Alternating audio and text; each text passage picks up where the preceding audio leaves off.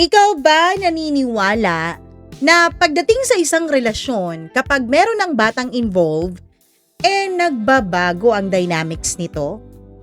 Halimbawa, kung ayaw nyo na sa isa't isa pero biglang nabuntis yung babae, napagdesisyon na nilang ipagpatuloy yung relationship for the sake of the child.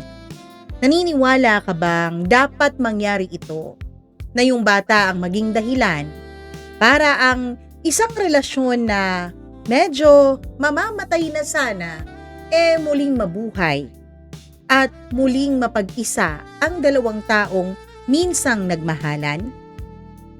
Hello everyone! Welcome back dito sa ating channel, and yes, kasama nyo pa rin ang inyong one and only Mama Mia, and panibagong kwento ang pagsasaluhan natin for today's video. Nako, eto ay napaka-common na sasabihin na wag na lang tayong maghiwalay kasi magkakaanak na tayo para na lang sa bata. Naniniwala ba kayo dyan? O kayong mga babae, naniniwala ba kayo na one way para mahawakan ang taong mahal nyo para wag siyang mawala sa inyo, ang magkaroon ng anak sa kanya?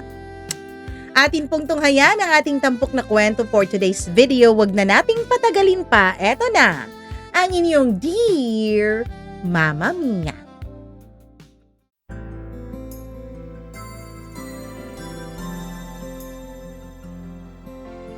Maraming bagay ang pwedeng maging dahilan kung bakit mawala ang pagmamahalan ng dalawang tao. Pero may isang bagay din na inaakala ko na magiging dahilan para mapigilan kong mangyari iyon. Dear Mama Mia, akala ko kapag nagpabuntis ako sa lalaking mahal ko, ako na ang pipiliin niyang panindigan.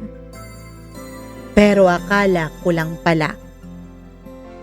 Noong mga panahon na yun, basag na basag ako, Mama Mia. Hindi po yun yung simpleng lungkot lang na mararamdaman mo. Hindi rin yung tipong ilang araw lang na pag-iyak tapos magiging okay ka na ulit. Hindi siya ganong uri ng sakit. Hindi siya ganong klase ng problema. Iba siya, Mama Mia.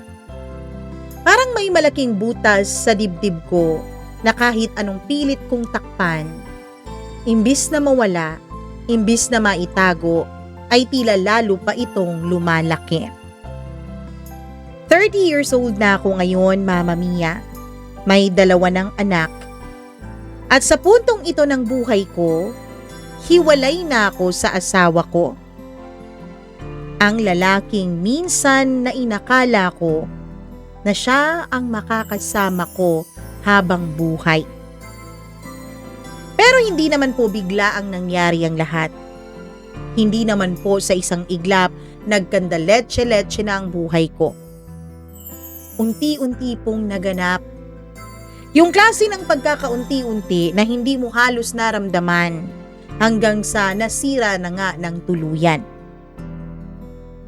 Nagsimula iyon sa mga maliliit na bagay, mga chat na hindi dapat nandoon, mga notifications na naririnig ko pero hindi ko naman nakikita dahil agad niyang dinidelete, mga gabing hindi siya sumasagot sa tawag ko kahit alam kong hawak niya yung cellphone niya. Noong una, pinipilit kong wag pansinin. Ginagaslight ko pa nga ang sarili ko, Mama Mia. Sabi ko, baka pagod lang siya. Baka busy lang. Baka ako lang tong nag-iisip ng kung ano-ano. Pero ang totoo, Mama Mia, alam mo naman yun Mararamdaman naman yun ng isang babae. Mararamdaman mo na may iba.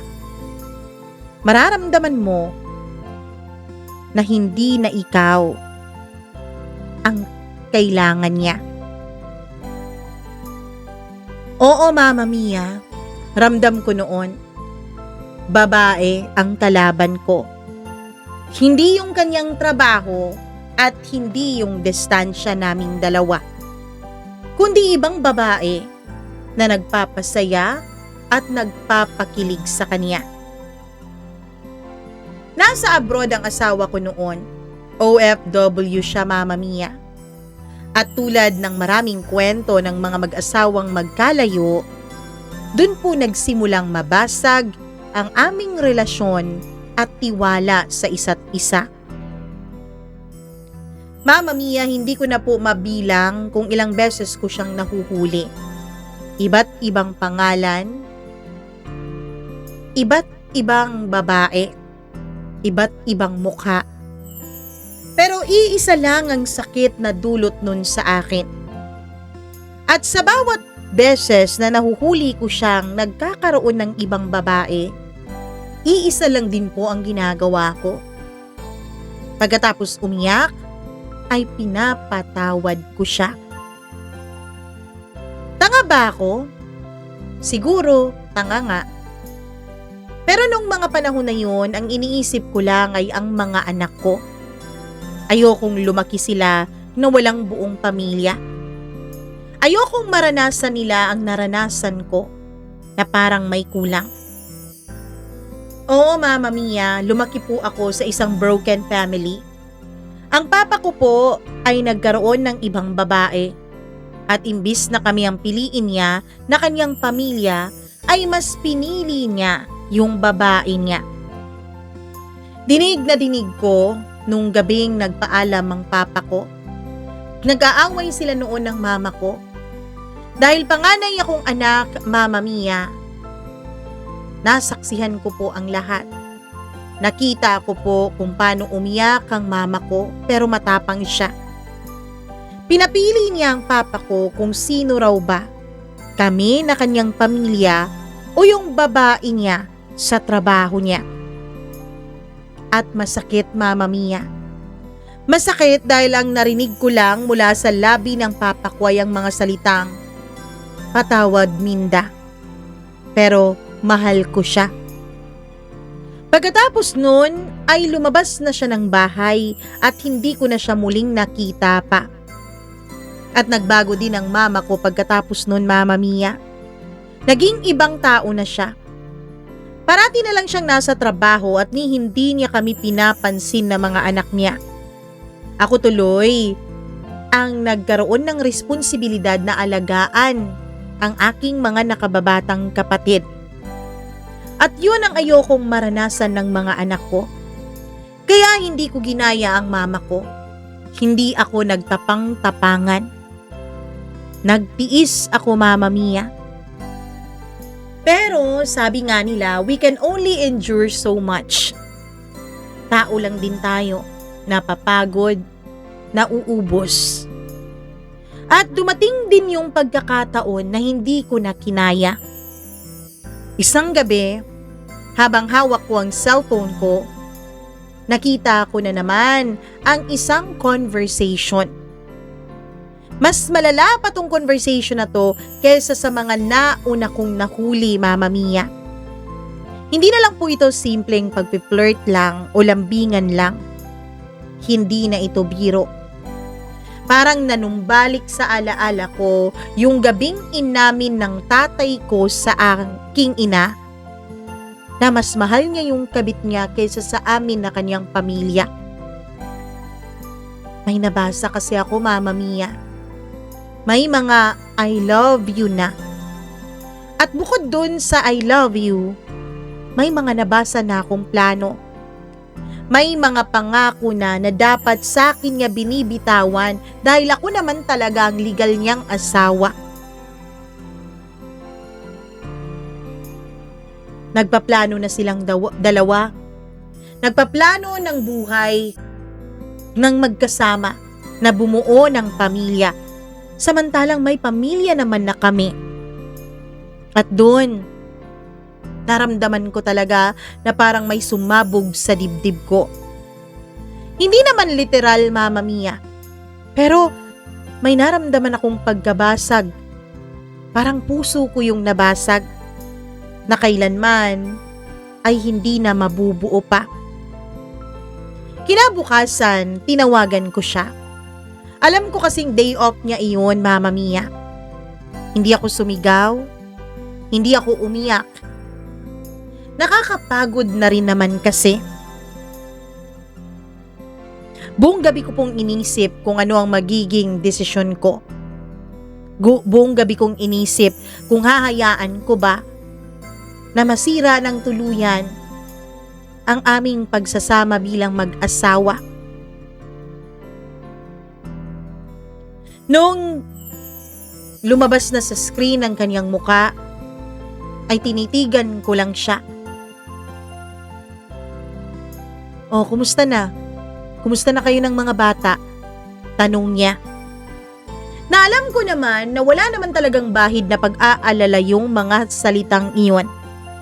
Kundi, Mama Mia, ang mga salitang iyon ay parang obligatory na lang. "Pagod na ako," sabi ko. Yun lang. At sa 3 salitang iyon, natapos ang halos 1 dekada naming pagsasama bilang mag-asawa. Mama Mia, hindi na rin siya umuwi. Meron po siyang nakatakdang bakasyon noon, mga ilang linggo na lang. Bago yung nangyari, ay magbabakasyon na sana siya. Hindi siya nagmakaawa, hindi siya lumaban, hindi siya humingi ng tawad para magkabalikan kaming dalawa. Wala. Basta na lang niya akong iniwan.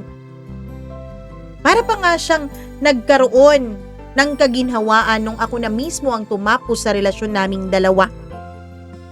At dun ko mas lalong na-realize na hindi na talaga ako mahalaga para sa kanya. Inisip ko, Mama Mia, wala nang ang saysay para ipaglaban pa ang pagsasama naming dalawa. Hindi totoo yung for better or for worse. Kasi minsan, huli na nang ma-realize mong hindi ka pala mahal ng taong iniharap mo sa dambana ng simbahan.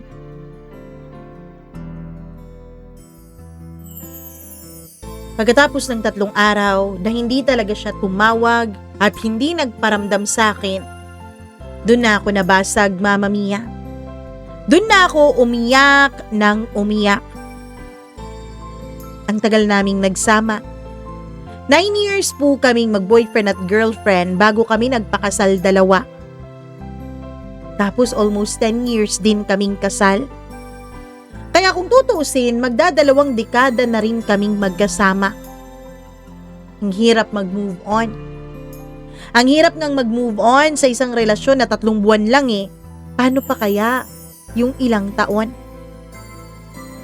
Hindi madali.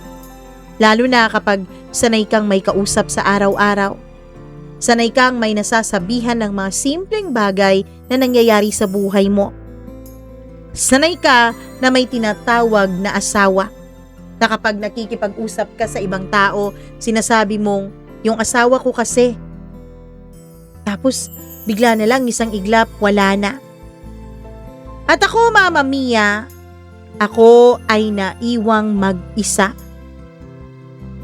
Buti na lang at may trabaho ako. Buti na lang, hindi ako nasa bahay lang dahil kung nagkataon, hindi ko alam kung paano ko kakayanin yon. Yung wala kang magiging distraction mula sa sakit na nararanasan mo. At least sa trabaho, may ilang oras po akong abala ang utak ko. May ilang oras na hindi ako nag-iisip ng kung ano-ano. Hanggang sa binuhos ko na nga ang lahat ng pagod, lungkot at galit ko sa pagtatrabaho. Doon ko pinilit buuin ulit ang aking sarili. At doon ko rin nakilala ang sarili ko, Mama Mia. Ang aking nag-iisang sarili na matagal nang nawala mula nung naging kaming dalawa. Mula kasi nung naging kami, aaminin ko po na hindi ko na malaya na naipattern ko na pala ang sarili kong buhay sa kanya. Hindi ko na malayan, Mama Mia, na minahal ko pala siya ng higit sa dapat. Kasi minahal ko siya ng higit pa sa sarili ko eh. At yun ang malaking pagkakamali ko. Oh, Ren, Bakit lagi ka yatang nag-overtime ngayon? Parang workaholic ka na masyado ah. Biro sa akin ng isa kong kaibigan sa trabaho. Wala, ano lang eh. Nangangailangan lang, sabi ko. Nangangailangan? Ikaw? Bakit? Kinukulang na ba ang padala sa'yo ng asawa mo? Ngumiti ako, Mama Mia. Alam ko namang biro lang yun. Ngumiti ako dahil hindi ko alam kung anong isasagot ko. Wala pa pong isang nakakaalam sa paghihiwalay naming dalawa ng aking asawa.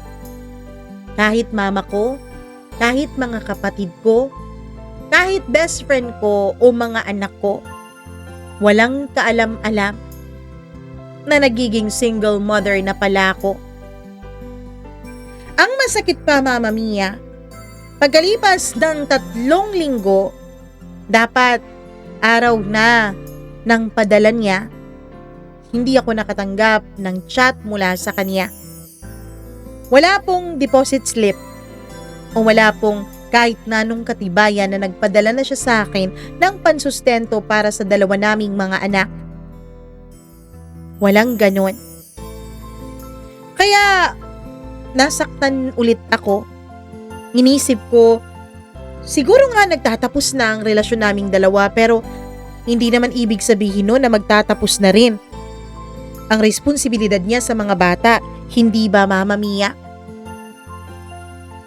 Hanggang sa gumabi na, mag-aalas 8 na noon nung may kumatok sa pintuan. Pagbukas ko ay nagulat ako dahil kapatid niyang bunso ang nandun. Ate Ren, pinapaabot ni Kuya. Sabi niya sa akin. At isang sobre ang kanyang ibinigay.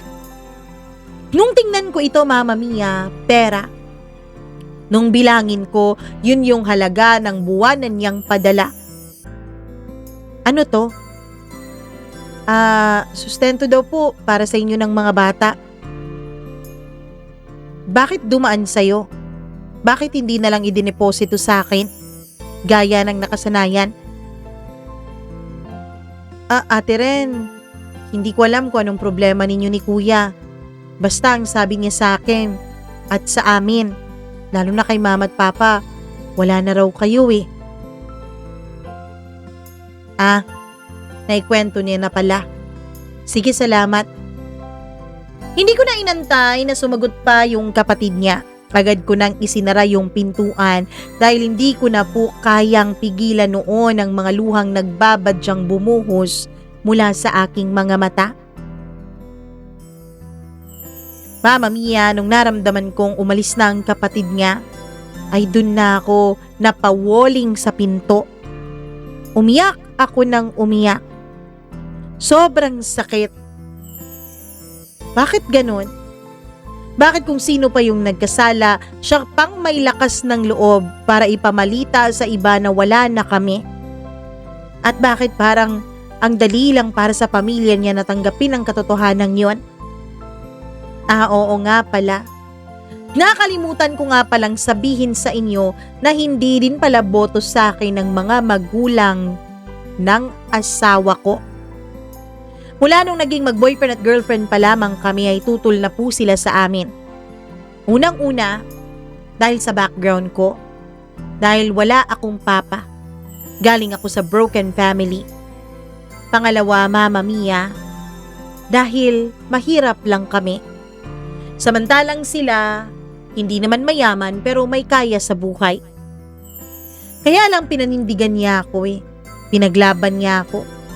Kaya masisisi niyo ba ako kung idepende ko na sa kanya ang buong buhay, pati na rin ang kaligayahan ko? Akala ko kasi I found the one. Kasi Mama Mia, pinaglaban niya ako ng ilang taon.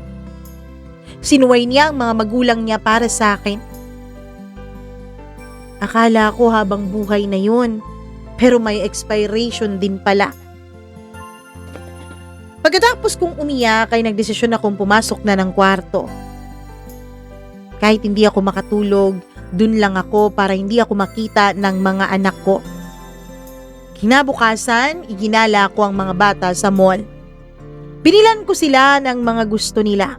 Yung perang ibinigay sa akin ng tatay nila, yun ang ginastos ko. Tuwang-tuwa ang mga bata. Masayang-masayang naglalaro sa arcade ng mall na hindi nila alam na habang sila ay masaya, ako naman ay unti-unting nadudurog. Pag-uwi namin ng bahay ay nagulat ako dahil nasa labas ang mga magulang ko. Meron kasi silang susi ng gate pero wala silang susi sa entrance door. Ren, kailangan nating mag-usap. Sabi ng mama ko at ng stepfather ko. Sige po, ipapasok ko lang po ang mga bata sa loob. Ang bunso ko noon ay tulog na. Ang panganay naman ay halatang antok na dahil sa paglalaro buong maghapon. Noong nakapasok na sila at naiayos ko na ang mga bata ay lumabas ulit ako. Ano tong sinabi sa akin ng magulang ng asawa mo? Hiwalay na raw kayo? Napayuko ako, Mama Mia. Hindi ko alam kung anong sasabihin ko. Bakit di mo sinasabi? Kailan lang to? Matagal na po. Mga 3 linggo na. 3 linggo? Pero hindi ka man lang tumawag? Pwede ba, Minda? Huwag mong ganyanin yung anak mo. Nasasaktan pa yan. Mama Mia, sa totoo lang, ayoko po sa stepfather ko. Kaya lang sa mga pagkakataong ito, dito ko napapatunayan na hindi nagkamali ang mama ko nung piliin siya. Ren, kung kailangan mo kami, andito lang kami ha. Sabi niya. Bakit? Nang babae ba yung asawa mo? Ngumiti ako ng mapait. Matagal na pong nambababae. Pero, ngayon lang ako sumuko. At nung sumuko ako, hindi din naman siya naghabol. Na para bang ang tagal na niyang gusto, nasukuan ko siya. Hindi ko na napigilan ang sarili ko at napaiyak na ako. Sa unang pagkakataon sa loob ng napakaraming taon ay niyakap ako ng nanay ko, Mama Mia. Hindi naman kasi ganun si Mama eh. Simula po nung namatay ang pagmamahalan nila ng tatay ko at sumama ito sa ibang babae, ay naging matigas na si Mama. Ngayon ko lang siya nakita na lumambot ulit nung umiyak ako. Ayusin mo ang buhay mo. Hindi ka walang kwenta mong asawa. Tutulungan ka namin. May retirement kami. Magpa-annul ka ng kasal ninyo. At hindi nga nagbibiro ang nanay ko. Dahil matapos lang ang 2 araw, Mama Mia, ay may kumontak sa aking isang family lawyer o abogado. Tinawagan daw siya ng nanay ko. Isa siyang abogado na expert pagdating sa annulment. Ilang annulment case na rin ang naipanalo niya at naigrant ang nullity of marriage. Hindi pa ako sigurado noon kung ipapa-annul ko ba talaga ang kasal namin ng aking asawa. Pero sadyang malakas ang boses ng nanay ko. Sabi niya, hindi daw pwede na tayong mga babae, lagi na lang nakatali ang desisyon sa ating mga asawa. Kailangan mong lumaya rin. Dahil kapag malaya ka na, magiging okay ka na rin. Ang advice sa akin ng abogado, since ang nagloko ay ang asawa ko, tawagan ko raw ito. Ako daw ang mag-demand na siya ang mag-file ng annulment para lahat ng gastos sa kanya. Para kung may gagastusin man ako, hindi na ganun kalaki. Yun ang ginawa ko, Mama Mia. Tinawagan ko ang asawa ko. Ito ay mag-iisang buwan na mula nung naghiwalay kaming 2. Ilang tawag pa nga ang ginawa ko bago niya sagutin eh. At nung sinagot na niya sa wakas, hindi na ako nagpaligoy-ligoy pa. Gusto mo bang pakasalan yung bago mong babae? Pwes, ipa-annul mo ang kasal nating 2. Gulat na gulat ang mukha niya. Siguro sa ilang beses ko siyang pinatawad, sa ilang beses kong nilunok ang pride ko, akala niya siguro hindi ko kakayanin na sabihin ang mga bagay na yon. Hindi pa ako sigurado eh. Amin niya. At nung hindi sigurado, magpa-annul ka na. Kung hindi, kakasuhan ko kayong dalawa. Pwede kang ma-deport kung gugustuhin ko. Pwede kang hindi na makaalis ng bansa. Nag-isip siya, Mama Mia. Ikaw ang gumostos sa annulment. Total, ikaw naman ang nagloko, di ba? Magpasalamat ka na nga lang sa akin dahil pinapalaya na kita. Pagkatapos nun ay pinatay ko na ang tawag. Wala pang 2 buwan matapos yun ay nakatanggap po ako ng sabina, Mama Mia. Na yun nga, nagsampa nga ng nullity of marriage ang asawa ko. Ang sakit po. Para bang may nababasag sa akin sa bawat salitang binabasa ko tungkol sa sabina na yun. Parang magiging totoo na ang lahat. Hindi naging madali ang laban sa korte. Hindi po yung nakikita natin sa telebisyon na ang dali-dali. Napakahirap po, Mama Mia. Ang dami pang pagdadaanan. May mga counseling pa, may mga psychologist pa at kung ano-ano. Hindi ko alam kung dahil ba yun sa nature o cause na ipinail ng asawa ko na psychological incapacity o dahil ba yun sa ganun talagang proseso. Pasensya na po at wala po akong masyadong alam sa batas. Ang tagal na panahon bago po na iproseso yung aming annulment. Nabalitaan ko na lang na nagkaanak na pala siya dun sa babaeng ipinalit niya sa akin. At unti-unti na po nilang tinutupad ang kanilang mga plano habang hindi pa napapawalang bisa ang kasal naming dalawa. Ang sakit, Mama Mia. Ang sakit lang na makitang yung kanyang kapatid, yung kanyang nanay at tatay, nagsishare ng pictures nung kanilang apo. Apo nila sa ibang babae. At doon ko nalaman na yung babae pala ay may kaya. Magkaibigan pala ang kanilang mga pamilya. Ibig sabihin, simulat sa pool, magkakilala sila. Ang sakit lang. Bakit pa niya ako ipinasok sa buhay niya kung may kakilala na pala siya dati? Hanggang sa matapos ang 4 na taon. Oo, Mama Mia. 4 na taon ang lumipas at nag-grant na sa wakas yung ipinail niyang nullity of marriage sa aming dalawa. Napawalang bisa na ang aming kasal. Napakasakit pa rin para sa akin dahil aaminin ko hanggang sa pagkakataon na yun, mahal ko pa rin siya. Kaya lang, tapos na eh. Nangyari na ang nangyari. Hanggang sa may nakilala ako, isang pinsan ng katrabaho ko. Nagkakilala kami nung in-invite ako ng katrabaho ko para sa kaniyang kasal. Mas bata itong katrabaho ko sa akin, pati na rin yung pinsan niya, Mama Mia. Hindi ko alam kung anong nakita ni Jerry sa akin. Dahil sa araw ng kasal ay hindi natanggal-tanggal ang kanyang tingin sa akin. Hindi naman po sa pagmamalaki, Mama Mia. Pero kahit na may edad na ako noon, kahit na almost magpo-40 na ako, hindi naman po halata sa itsura at pangangatawan ko. Payatin po kasi talaga ang lahi namin.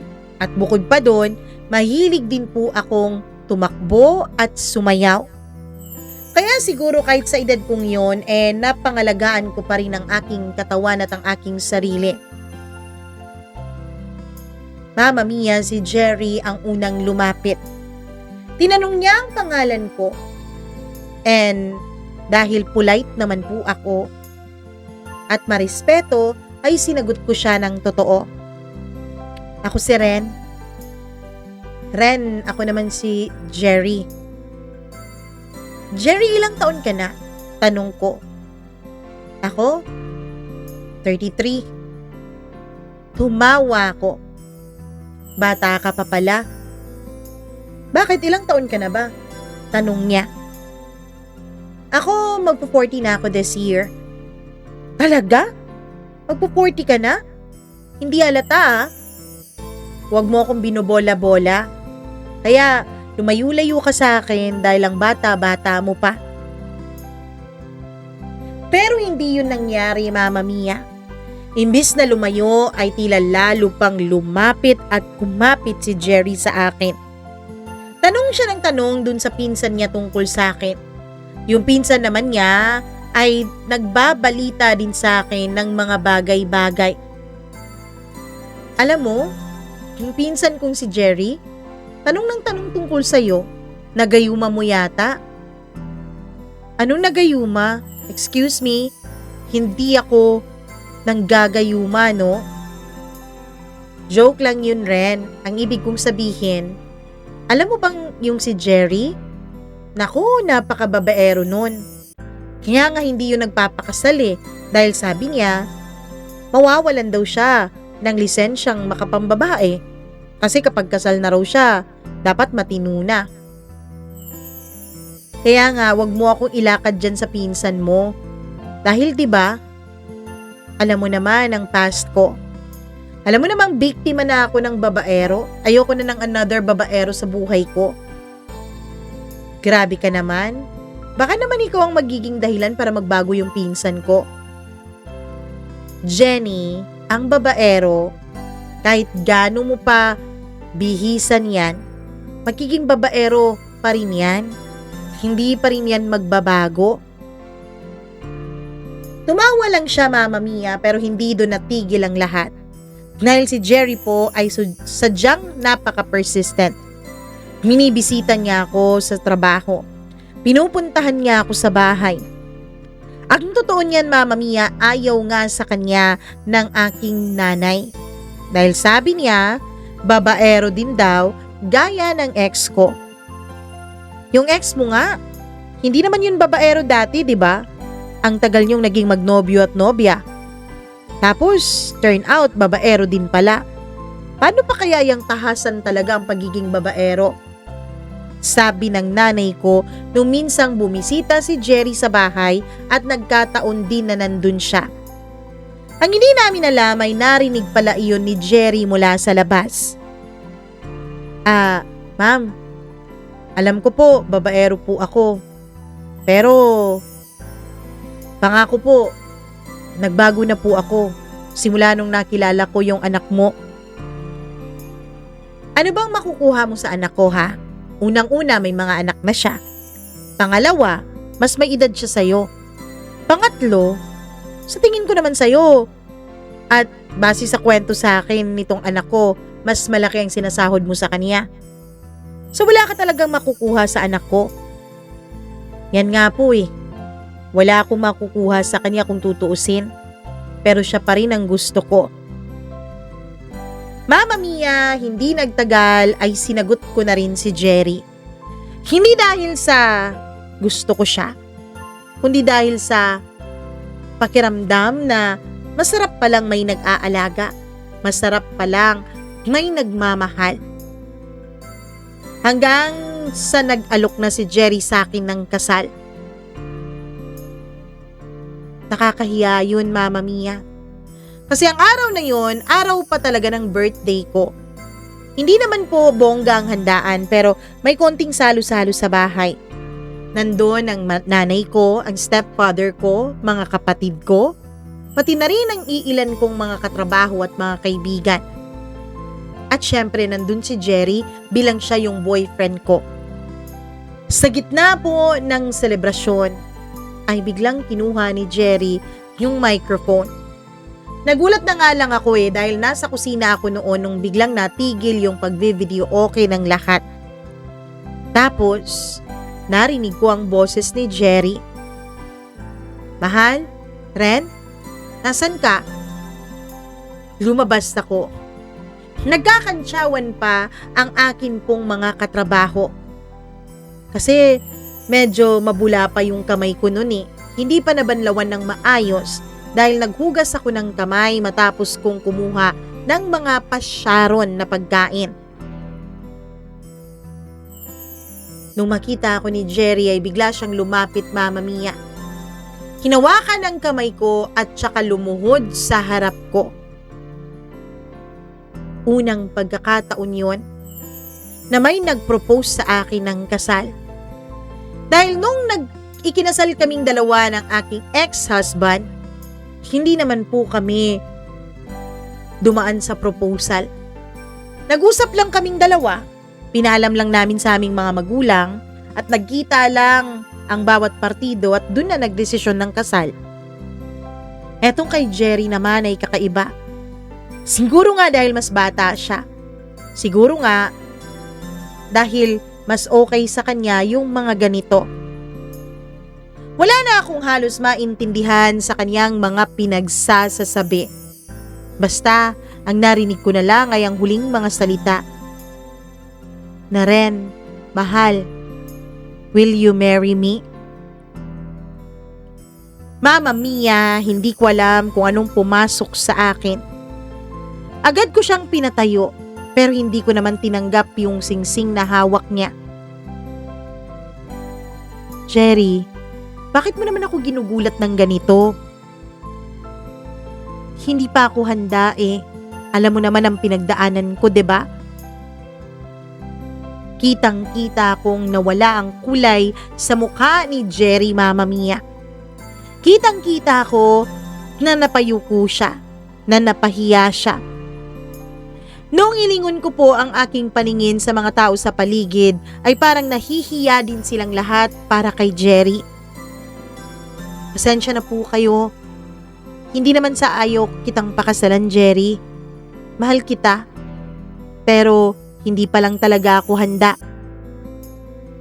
Pagkatapos noon ay pumasok na ako sa kwarto ko. Hindi ko na alam kung anong nangyari.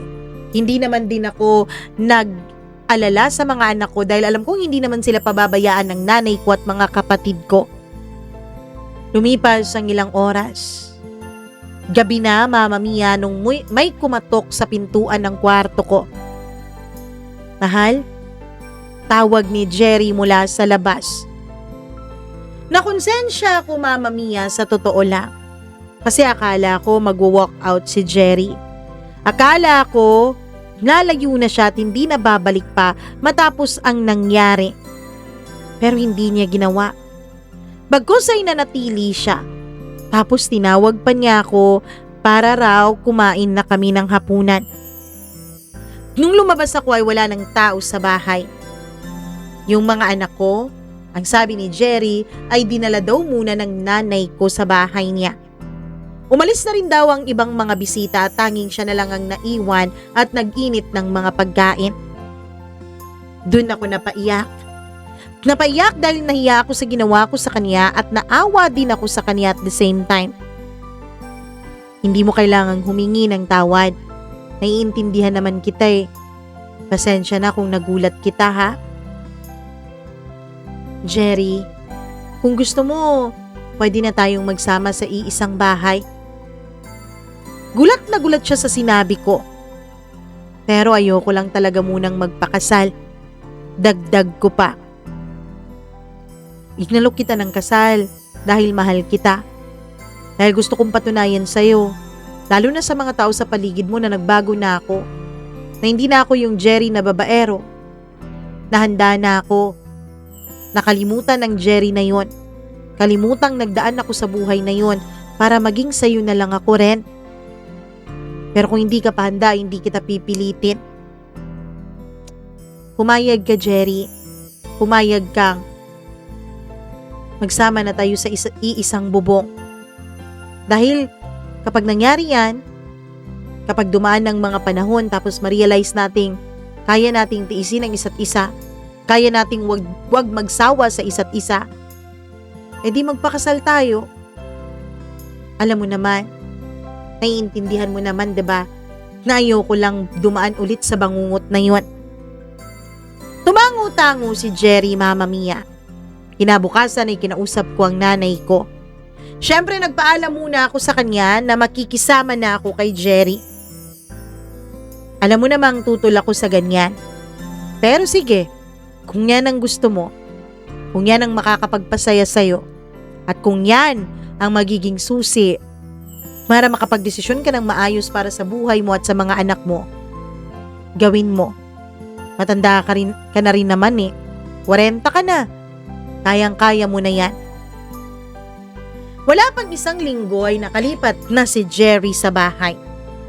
Mama Mia, aaminin ko po na medyo nanibago ako nung nagkaroon ng lalaki ulit sa pamamahay ko.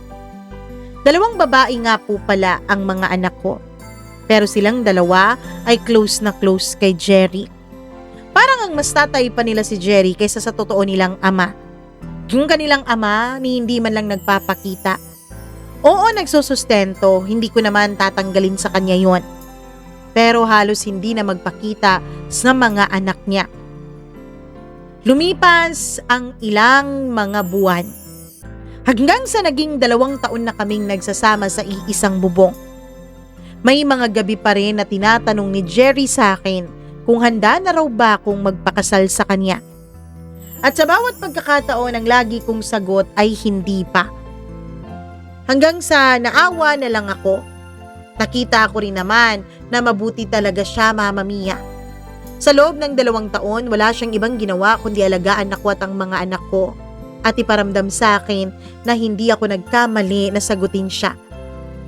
Kaya isang desisyon ang nabuo ko sa sarili ko. Magpapakasal na ako kay Jerry. Matapos kong mag-out noon sa trabaho ay dumaan muna ako sa mall. Bumili ako ng cake. Tapos pinalagyan ko ng yes I do. Mama Mia, nung papauwi na ako, nung nag-aabang na ako ng taxi, ay biglang may lumapit sa akin. Ren? Nagulat ako. Jonas? Walang iba, Mama Mia, kundi ang ex-husband ko. Ren, kumusta na? Bati niya sa akin. Hindi ko alam kung anong nararamdaman ko noon, Mama Mia. Hindi ko alam kung tatakbo ba ako. Sa totoo lang, gusto kong lumayo. Hindi ko alam kung dahil ba hindi pa ako nakaka-move on o nagulat lang talaga ako sa presensya niya at sa pagpapakita niya bigla. Ayos lang naman ako. Sige ha, aalis na ako. Ren, sandali. Hinawakan niya ang kamay ko, Mama Mia. At magiging ipokrita po ako kung sasabihin ko sa inyong wala akong naramdaman. Dahil nung magdikit ulit ang mga balat naming 2, ay parang nanumbalik sa aking isipan ang lahat ng aming mga masasayang alaala. Hinawakan ko ang kamay niya, tinanggal iyon sa pagkakahawak sa kamay ko na may hawak na cake. Jonas, alis na ako. Ren, please, kausapin mo na muna ako. Ayoko, Jonas. Nagmamadali ako. Hinihintay pa ako ng asawa ko. Pagkasabi ko noon ay nagulat siya. Dahilan para matanggal ko ang kamay niya sa kamay ko. Hindi ko na inantay na sumagot pa siya, Mama Mia. Agad kong pinara yung paparating na taxi at pumasok ako sa loob at umuwi ng bahay. Pagdating ko sa bahay ay tuwang-tuwa ang mga bata dahil may dala akong cake. Hindi ko na naisip ang nilalaman ng cake, Mama Mia. Ang mensaheng nandun sa cake ay hindi na pumasok sa isipan ko. Dahil sa totoo lang nung mga panahon na yun, ay naaalala ko pa rin kung paano dumikit ang balat ni Jonas sa balat ko. Naaalala ko pa rin ang pakiramdam noon. Hanggang sa buksan na nga ni Jerry yung cake. At nabasa niya yung nilalaman na dedication doon. Yes, I do, mahal. Gulat na gulat si Jerry. Pero mas nagulat ako dahil niyakap niya ako at halos isayaw na niya ako sa sobrang tuwa. Agad siyang pumasok sa kwarto at paglabas niya, Mama Mia, ay daladala na niya yung nalagyan ng singsing. Pagkatapos ay nilagay na niya yung singsing niya sa palasingsingan ko. Engagement ring naming dalawa. Salamat mahal. Promise, hindi ka magsisisi. Sabi niya. Ako naman, Mama Mia, ay hindi na mapakali. Hindi na ako nakapag-react. Ngumiti na lang ako kahit na ang totoo ay naguluhan din ako sa mga nangyayari. Pagkatapos maghapunan, habang nakahiga na kaming dalawa ni Jerry at yakap-yakap niya ako, ay hindi ko mapigilang balikan ang alaala naming dalawa ni Jonas. Yung mga alaala nung kami pa. Yung mga alaala namin nung nagsimula pa ang aming relasyon hanggang sa nung nagpakasal kami. Hindi ako makatulog buong magdamag. Inisip ko bakit ako naguguluhan. Bakit nandito pa rin yung ganitong pakiramdam pagkatapos ng ilang taon mula nung maghiwalay at maanal ang kasal naming dalawa. Magmamadaling araw na noon nung may natanggap akong notification sa phone ko. Nung tignan ko si Jerry ay mahimbing pa rin ang tulog niya sa tabi ko. Inabot ko yung cellphone ko na nasa nightstand. Nung tignan ko yon ay isang message request sa aking Facebook ang notification. Nung tignan ko yung message request, Mama Mia, ay pangalan ni Jonas ang tumatak. Hi Ren, alam kong may kinakasama ka ng iba. Pero hindi kayo kasal dalawa, diba? Nagbabakasakali lang ako na kung pwede makausap man lang kita. Hindi ko nireplyan yung message na yon. Alam mo naman ang message sa message request kapag walang reply, hindi nila malalaman na nabasa mo na yon. Tahimik lang ako, Mama Mia. Ilang araw kong pinag-isipan kung kakausapin ko ba si Jonas o hindi. Sabi ko sa sarili ko, wag na. Hanggang sa isang araw, palabas ako noon ng opisina at malakas ang ulan. 7:00 na noon ng gabi, nag-overtime ako, Mama Mia. Tinawagan pa nga ako ni Jerry at ang sabi niya susunduin daw niya ako pero hindi ako pumayag dahil walang makakasama ang mga bata sa bahay. Pero nagulat ako. Nung bumaba na ako ng building, nandun pala sa baba at nag-aantay sa akin si Jonas. Nasa guard, Mama Mia. Anong ginagawa mo dito? Tanong ko. Ren, gusto lang talaga kitang makausap. Please. Jonas, wala na tayong dapat pang pag-usapan. Hindi na kita asawa. Hindi mo na rin ako asawa. Wala na akong kahit na anong dapat pang ipaliwanag sa'yo at ganun ka rin naman sa akin. Ren, nagsisisi ako. Nagsisisi ako sa mga nagawa ko. Please. Please. Mama Mia, naging makulit siya. At dahil sa sobrang lakas ng ulan ay wala na rin kaming masakyan pa noon. Walang dumadaang taxi, wala ding dumadaang jeep. Kaya nagdesisyon ako na makipag-usap na lang sa kanya sa isang 24-hour cafe na malapit lang doon sa opisina. Nung pumasok kami ay agad kaming umorder ng mainit na kape. Siya ang umorder para sa akin. At nagulat ako dahil after all these years, alam na alam pa rin niya kung paano orderin ang paborito kong kape. Pagkatapos ay naupo kami sa isang sulok. Walang masyadong tao noon dahil nga maulan sa labas. Habang humihigop ako ng kape ay inaantay ko na mauna siyang magsalita. Panakanakan niya akong tinitignan. Bagay na nagpapakabas sa akin. Hindi ako komportable sa mga tingin niya. Oh, andito na tayo. Sabi mo gusto mo mag-usap tayo. Oh, sabi ko. Ren, alam kong ang laki-laki ng kasalanan ko sa'yo. Hindi lang sa akin, pati sa mga bata.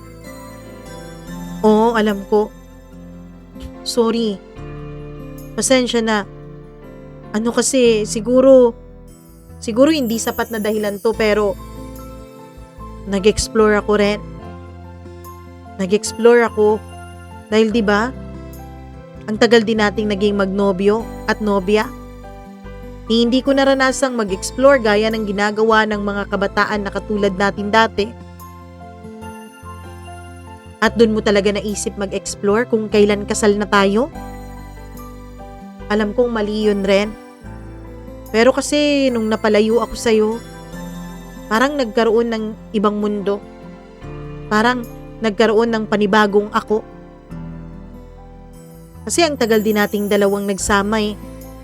At sa mga pagkakataon na tayo ang magkasama, parang nawawala na rin yung ako. Hindi ko maintindihan, Mama Mia, kung bakit nakikisimpatya ako kay Jonas. Dahil ako man, nung naghiwalay kami, dun ko lang na-realize na ibang-iba na pala ako kaysa sa dating Ren. Yung Ren na wala pang Jonas.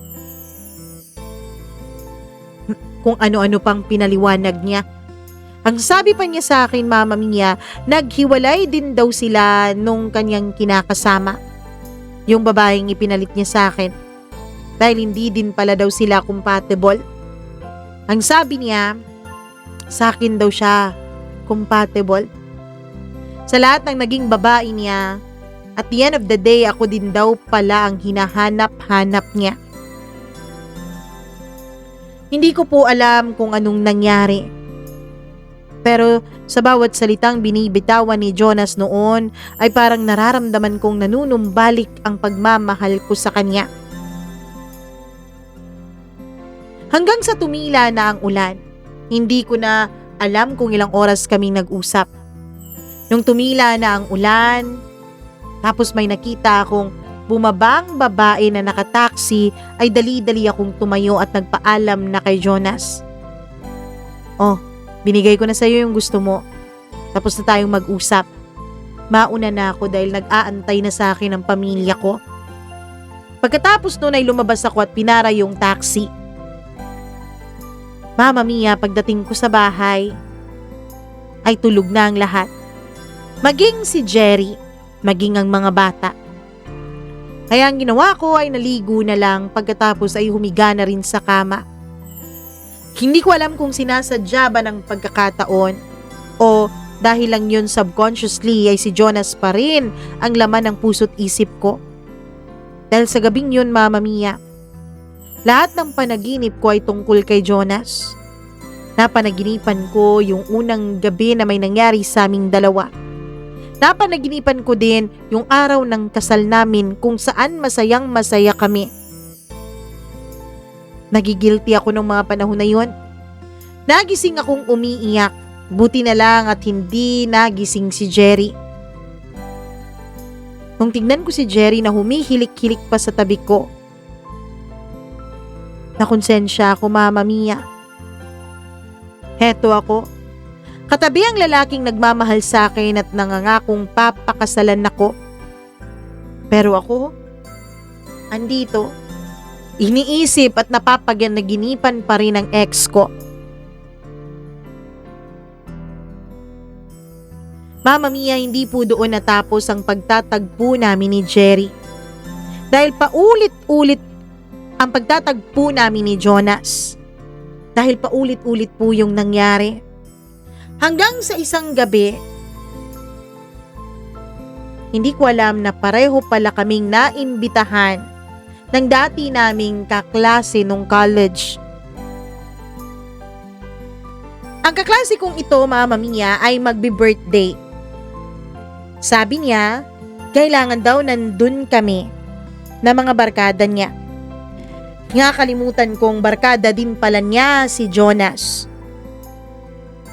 Mayroong inuman, mayroong sayawan at kantahan. Pinayagan ako ni Jerry. Siya pa nga mismo ang nagsabi sa akin na mag-enjoy pa rin daw sa buhay. Hindi daw pwedeng kalimutan ang aming mga sarili kahit pa meron na kaming relasyon dalawa. Dapat binibigyan pa rin namin ng oras ang sarili namin na mag-enjoy kasama ang ibang tao. Dahil hindi pwedeng mabubuhay lang kami sa aming sariling mundo. Yun naman talaga ang ikinakabilib ko kay Jerry. Siguro dahil mas bata siya, mas open-minded siya kaysa sa akin. Kaya sumama ako para na rin sana mag-enjoy. Ang hindi ko alam, nandun din pala si Jonas. And to make the long story short, pareho kaming nalasing nung gabing yon, Mama Mia. Nung pauwi na ako ay nag-insist si Jonas na ihatid ako. Dahil sabi niya, dala naman daw niya yung sasakyan ng kaniyang kapatid. Wag na, Jonas, alam ko naman nalasing ka na rin eh. Sabi ko. No, hindi ako lasing. Gusto kitang ihatid. Sabi niya. Wala na akong nagawa pa. Sumama na ako. Pero Mama Mia, imbis na sa bahay na dati naming tinitirhan niya ako ihatid, kung saan nag-aantay ang mga anak ko at si Jerry, dinala niyo ako sa isang lugar na parehong pamilyar sa amin. Ang hotel kung saan kami nag-honeymoon noon pagkatapos ng aming kasal. Bakit tayo nandito? Tanong ko nung nakapark na kami. Pero hinawakan niya lang ang kamay ko at hinalikan. Pagkatapos bumaba siya mula sa driver's seat at binuksan niya ang passenger seat at inalalayan ako pababa. Hindi ko alam kung dahil ba yun sa alak, Mama Mia, o dahil ba sa mahal ko pa rin talaga si Jonas. Pero nung bumaba ako at hinawakan ko ang kamay niya, ay parang kinalimutan kong may Jerry na naghihintay sa akin sa bahay. Pagdating namin sa reception, ay tinanong pa talaga ni Jonas yung kwarto. Kung nag-i-exist pa ba yun? Kung saan kami nag-honeymoon? Sakto naman na walang nakabook nung gabing yun, Mama Mia. At yun ang ibinook ni Jonas para sa aming dalawa. At nung makapasok na nga kami sa silid, ay nakalimutan na namin na may mga buhay na kaming hindi kasama ang isa't isa. Oo, Mama Mia. Sa gabing iyon ay pinagsaluhan naming dalawa ni Jonas ang isang bagay na hindi na dapat nangyayari pa sa aming dalawa. Lalo't annulled na ang kasal namin. Lalo't may lalaking naghihintay sa akin. Pero nakalimutan ko yon. Hindi ko alam kung dahil sa alak o dahil ba deep inside yun din talaga ang gusto kong mangyari. Nagising na lamang ako, nahubot-hubad, katabi si Jonas na wala rin kahit na anong saplot. Buti na lang at hindi siya nakayakap sa akin kaya madali akong nakabangon at kinuha ko ang mga damit ko. Mama Mia, nagbihis ako at dahan-dahang lumabas at iniwanan si Jonas. Humara ako ng taxi. Dahil hotel yun, madali lang akong nakasakay ng taxi at umuwi. Pagdating ko sa bahay dahil madaling araw na, itulog na rin ang lahat. Agad akong pumasok sa banyo. Naligo. Kinuskus ko ang lahat sa katawan ko para maalis man lang doon ang amoy ni Jonas. Umiyak ako ng umiyak sa ilalim ng shower, Mama Mia. Ang dumi-dumi kong babae. Pinagtataksilan ko si Jerry. Yung dating ikinakatakot ni Mama na gawin ni Jerry sa akin, ay ako pala ang gagawa sa kanya. Pagkatapos kong maligo at umiyak sa banyo ay humiga na ako sa tabi ni Jerry. Hinagkan ko pa siya sa kanyang noo bago ako tuluyang natulog. Kinabukasan, nagising ako sa amoy ng sinangag at pritong itlog at tuyo. Nagluluto na pala si Jerry. Ang ginawa ko, Mama Mia, ay binuksan ang cellphone ko at blinak ko sa lahat ng social media, pati na rin sa mismong cellphone ko si Jonas. Sabi ko, hindi ako pwedeng magpadala sa nararamdaman ko para sa kanya.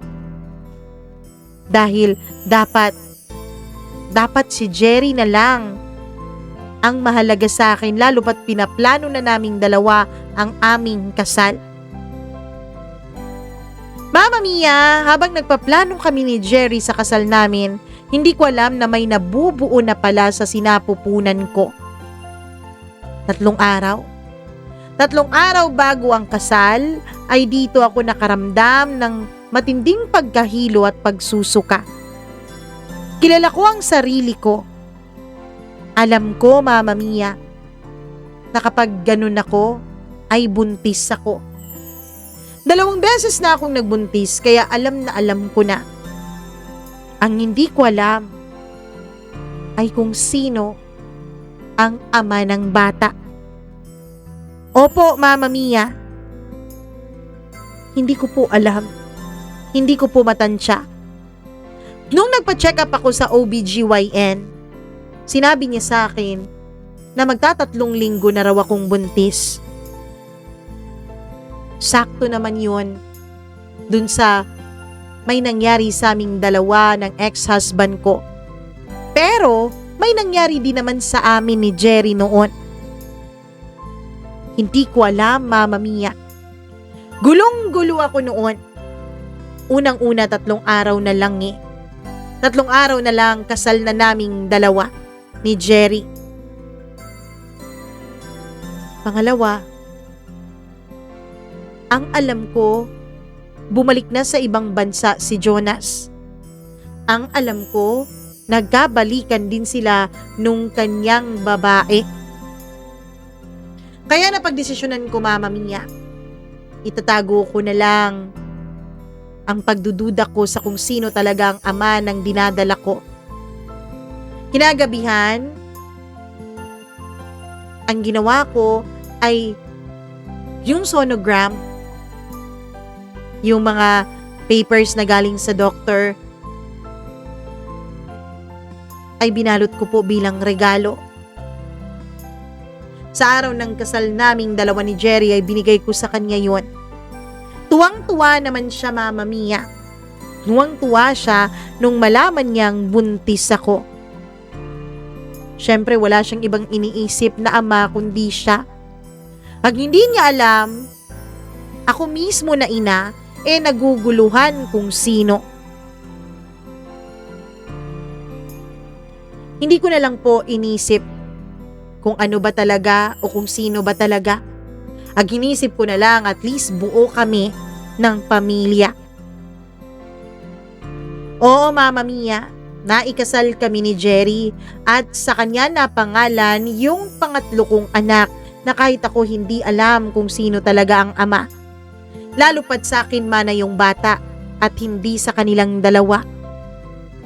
Ang problema ko ngayon, Mama Mia, ngayon po ay magdadalawang taon na ang anak ko, yung bunso. Nagbalik din si Jonas dahil gusto niya maging parte ng buhay ng mga anak naming dalawa. Hindi ko naman pwedeng ipagkait sa kanya yun dahil unang-una, nagsusustento naman siya sa mga bata kahit nung mga panahon na hindi siya nagpapakita. Pati rin si Jerry, Mama Mia, tutol din kung ipagkakait ko sa kanyang mga anak ko. Ang hindi niya alam, natatakot ako.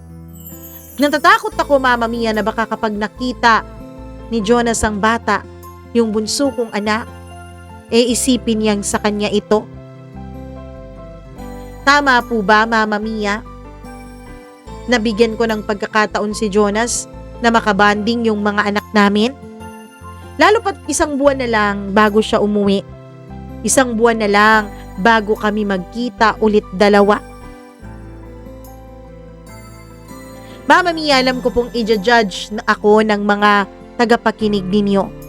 Alam ko pong huhusgahan ninyo akong lahat.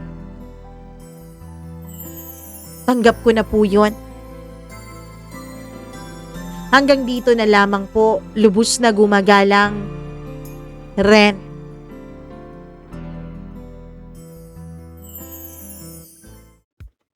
Ay nako, sa totoo lang naguluhan ako sa kwento ni Ren. Ano ba talaga, Ate Ren? O, ate, dahil mga 40 plus na siya, almost 50 na siguro to. Ewan ko sa'yo, girl. Naguguluhan ako. Ano ba talagang desisyon mo? At ano ba talaga? Sino ba talagang ama ng batang yan? Pero, dun tayo mag-focus sa mga bata, ha? Hindi ibig sabihin na nasira kayo na hindi nag-workout yung relationship ninyo ay dapat hindi na rin mag-workout yung relationship ng mga bata dun sa tatay nila. I agree with Jerry, karapatan ng mga bata na makilala ang tatay nila, karapatan din ng tatay nila na makilala ang mga bata. Alam mo, napaka mabait nitong si Jerry. Kaya lang, parang ikaw din ang naging karma niya, no? Kasi sabi mo, babaero din siya dati. Parang naging karma ka rin niya in some way. Kasi hindi niya alam, niloloko mo rin pala siya. Ano? Tungkol naman dyan sa bunso mo, para sa akin ha, for me lang to ha, wag niyong i-judge. Hindi po ito morally correct ang aking opinion. Pero for me lang, wag mo nang guluhin ng mga bagay na hindi naman na magulo. Ibig sabihin, hayaan mo na ang alam ng lahat, ang alam mo rin. Kasi maging ikaw, naguguluhan ka, hindi ka sure kung kay Jerry or kay Jonas yan. At least ang alam ng lahat, kay Jerry yan. So, Jerry yan. F4 yarn. Pero yun na lang ang panindigan mo, yun na lang ang paniwalaan mo, yun na lang ang magiging katotohanan. Wag na nating isipin. Dahil sabi mo naman, mana sa'yo ang bata. Hindi mana kay Jonas, hindi din mana kay Jerry. 'Di ba? Ang gawin mo na lang ngayon ay kausapin mo muna si Jonas ng kayo lang. Sabihin mong kalimutan nyo na ang nangyari, be professional, co-parent na lang kayo. Total nagkabalikan naman sila dun sa kanyang ex, 'di ba? So para maging maayos na lang, kausapin mo siya ng maayos. Sabi mo, wag mo nang guluhin ang mga buhay ng mga anak mo. Yun na lang ang magiging niya, magiging ambag niya, 'di ba? Kung pumayag siya, edi well and good, ikaw na lang, kailangan mong kontrolin ang sarili mo. Hindi mo naman kailangang sumama kapag nagbanding si Jonas at ang mga anak ninyong dalawa. Hindi mo naman kailangan yon. So kung hindi ka komportable, wag kang sumama, wag mo isama yung bunso. 'Di ba? Panindigan mong kay Jerry yan. Ganun na lang. Para sa akin ewan ko kung anong reaksyon at anong mga komentaryo o comments ng atin pong mga tagapakinig. Ayan, kung meron po kayo, ayan po sa baba, comment nyo lang po down below, ha? Hindi po ibig sabihin na yung akin pong opinion, yun na yung tama. Basta sa akin lang naman yun, para wala nang gulo. Ang dami-dami ng gulo sa mundo.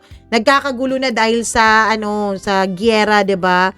Sumama na yung Yemen sa giyera, kung ano-ano na, ay naku, ang dami-dami nang nangyayari sa mundo. So, wag na nating guluhin pa, anong tawag nito? Ren. Hayaan mo na lang, 'di ba? Hayaan mo na lang na 'yun ang paniniwala ng lahat. At 'yun na lang din ang paniwalaan mo para mapadali tayo. Gano'n na lang. Total present naman si Jerry sa buhay ng bunso mo ever since pinanganak mo 'yan. So ngayon, hayaan mo na lang yung dalawa mong anak, yung panganay at saka pangalawa makibanding dun sa totoo nilang ama. Dahil karapatan nila yon. At si Jonas naman, in fairness, kahit di naman siya nagpakaama talaga, at least nagsustento siya, 'di ba? Kaysa naman sa iba diyan, di na nga nagpakaama, di pa marunong magsustento. At ang masaklap pa, nagsustento ng anak ng iba, ganun. Grabe naman. Anyway, thank you so much sa iyong pagpapadala ng kahit nakakalito at nakakagulo ng utak mong kwento. At least, 'di ba? Na ilabas mo rin yung nararamdaman mo dyan sa loob mo, Ren. Maraming thank you. And speaking of thank you, magte-thank you muna ako sa atin pong mga suki na mga members. Oy, nakulangan sila ng isa. Sino kaya ang nawala? Hindi ko alam kung sino ang nawala. Basta may nawala. May nawala. 14 members na lang. Pero anyways, thank you pa rin. Hi ako kay Marlia Guiana Shane, kay Miriam Gutierrez. Alam ko na kung sino nawala. Kay Rose Arevalo, hello sa'yo.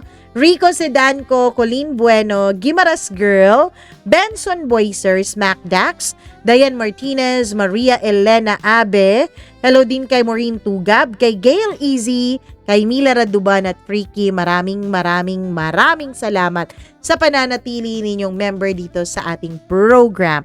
Kung gusto niyo pong magpa-member, siguraduhin po muna na kayo ay subscriber. At kapag tapos na kayo mag-subscribe, dun po sa dating subscribe button, ang nakalagay na po dyan sa baba, join. So, yun na po ang i-click ninyo at dun na kayo i-guide ni YT kung paano po ang magpa-member dito sa ating channel. Hello din ako sa ating mga suking subscribers na hindi po nawawala. Araw-araw na nakikinig kahit na nung Monday, hindi kahapon, kundi nung nakaraang Monday, nung Holy Monday, ang pangit ng ating pa-thumbnail. Kaya siguro hindi nyo binuksan yung ating kwento, 'di ba? Maggagabi na nung na-edit ko kasi nasa ospital ako nung mga panahon na yun May mga importanteng inaasikaso. Anyways, hello ako kay Charlene Baclohan, kay Erlinda West. Maraming salamat din kay Marvy Montecillo. Hi din ako kay Lina Ladeza. Maraming salamat Rose Santiago. Gail Easy, maraming salamat. Hi din kay Maricel Mina, Christina Sison, Ruby Ramos, Fredeline de la Cruz, Ernesto Boys. Hi! Hi din kay Alcura Ukit, Marge Gold, Bemelin Lumapag, Jovelyn Romero, maraming salamat Raynel Castel. Hello din kay Lane Aznar, maraming salamat Sam Lorenzo Agustin. Hello sa'yo, maraming salamat. Kay Ikay Magulyado, maraming salamat. Kay Drex XN, thank you so much, Charming Heart. At sa lahat ng ating mga tagapakinig, kung kayo po ay hindi pa natin nababanggit dito sa ating program, baka bukas makalawa, pangalan mo na ang ma-shoutout natin. Kaya antay-antay ka lang. At habang nag-aantay, comment ka lang din ng comment. Maraming thank you. I love you all so much. Mwah! Hanggang sa susunod po nating kwento, ako si Mama Mia. Paalam!